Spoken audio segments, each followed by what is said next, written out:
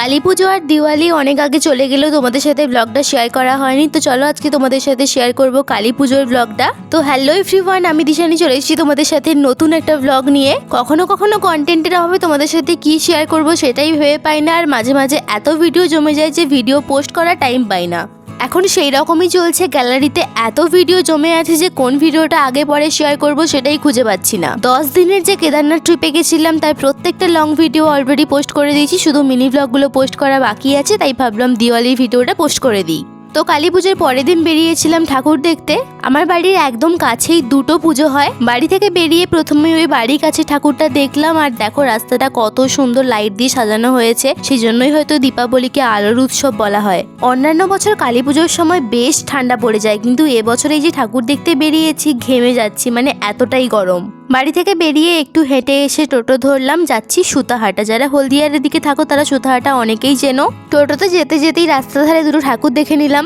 দুর্গাপুজোর সময় অনেক দূর দূর ঠাকুর দেখতে গেলেও কালী পুজোর সময় বেশি দূরে ঠাকুর দেখতে যেতে হয় না, কারণ কালী পুজো আমাদের সুতাহাটাতেই হয়। আমরা একদম বিকেলের দিক করে বেরিয়েছিলাম, তাই এখন ভিড়টা একটু কম আছে, কিন্তু আরেকটু দেরি হয়ে যাওয়ার পর কি পরিমাণ ভিড় হয়ে যাবে তোমরা দেখতেই পাবে।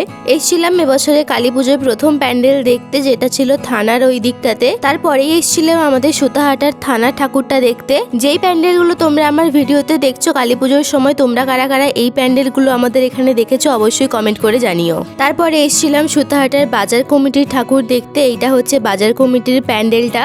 এই দেখো, এই কটা ঠাকুর দেখতে না দেখতেই এখনই রাস্তাতে কত ভিড় হয়ে গেছে।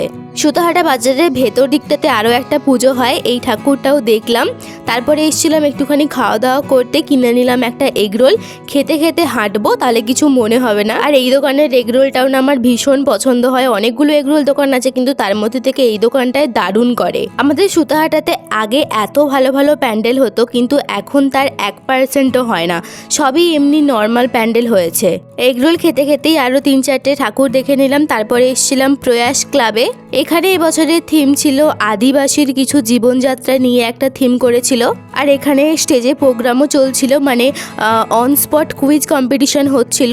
দর্শকদের মধ্যেই যারা যারা পারবে তারা অ্যান্সার দিতে পারে। যেহেতু এই প্যান্ডেলের থিমটা আমার মোটামুটি একটু ভালো লেগেছে, তাই একটা ক্লোজ আপ শটও তোমাদেরকে দেখিয়ে দিলাম। তোমরা যারা যারা এখন এই ভিডিওটা দেখছো, তোমাদের বাড়ি কোথায়, মানে কোথা থেকে তোমরা আমার ভিডিওটা দেখছো, আর তোমাদের ওখানে সব থেকে ভালো ভালো প্যান্ডেল কোথায় হয় কমেন্ট করে জানাতে পারো। তারপর এসেছিলাম সাইকো ক্লাবে ঠাকুর দেখতে। এখানে তো প্রচুর ভিড় হয়ে গেছিল, কারণ যেহেতু এখন প্রায় 7:30-8টার মতো বাজতে যায়, তো এইবার প্যান্ডেলে ভিড় হওয়া শুরু হয়েছে। ভিড় ঠেলে বেরিয়ে আবারও খেয়ে নিলাম ফুচকা। কেদারনাথ থেকে আসার পরে এই প্রথম আমাদের এখানের ফুচকা টেস্ট করব। সেখানে তো 20 টাকায় 3টে ফুচকা খেয়েছিলাম, আর এখন এখানে 10 টাকায়। আমাদের এখানে এখনও তো 6টা করেই ফুচকা দেয়। তোমাদের ওখানে 10 টাকায় কটা করে ফুচকা দেয় সেটাও আমাকে কমেন্ট করে জানিও। এমনি সময় দোকানগুলোতে ফুচকার টেস্ট ভালো হলেও এই কোনো পুজোর সময় দোকানগুলোতে ফুচকার টেস্ট কিন্তু একদমই ভালো হয় না। যাই হোক, এবছরের মতো আমাদের এখানে যত ঠাকুর হয় সমস্ত ঠাকুর দেখা কমপ্লিট। আর এত ঠাকুর দেখে তো প্রচুর ঘেমে গেছিলাম, আর আজকে তো প্রচুর গরম ছিল, তোমাদেরকে আগেই বলেছি। তাই মিষ্টি দোকানে এসে ঠান্ডা ঠান্ডা কোল্ড ড্রিঙ্কস খেয়ে নিলাম। খাওয়াটাও শেষ, এইবার তো বাড়ি যাওয়ার পালা।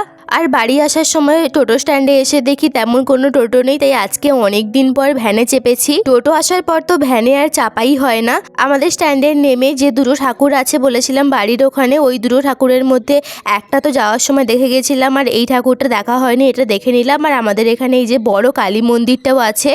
চলো আজকের ভিডিওটাকে এখানেই এন্ড করছি। তোমরা কালী পুজো, দীপাবলি, ভাইফোঁটা সমস্ত কিছু কেমনভাবে কাটিয়েছো, আর এই ভিডিওটা তোমাদের কেমন লাগলো অবশ্যই কমেন্ট করে জানিও।